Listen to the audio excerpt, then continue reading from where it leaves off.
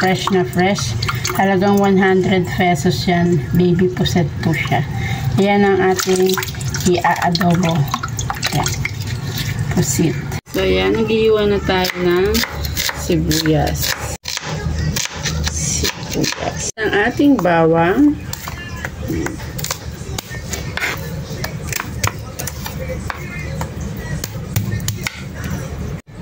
Ayan. Hiwa-hiwa na natin ang ating bawang. And ready na ang ating adobong pusit. Ayan. Ito na yung mga sangkap niya. Simpleng sangkap lang mga mamshi. Ayan. Ang toyo, ang ating bawang sibuyas.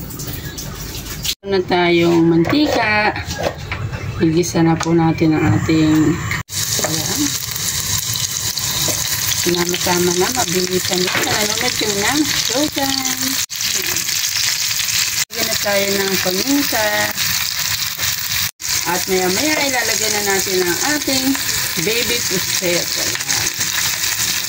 Natin ang ating puset. Ayan.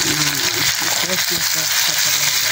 Kapiranggot na magic sarap lang. So, ayan. Lalagyan na tayo ng toyo. Tansya lang. Lang po natin at half cook lang yan siya mga mamsi. Kasi mabilis lang maluto ang ating adobong puset.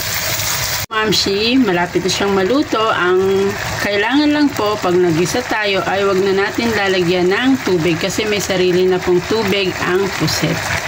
Na nga mga mamsi, lalagay na natin ang mainit-init pang adobong pusit. Ayan, napakasarap.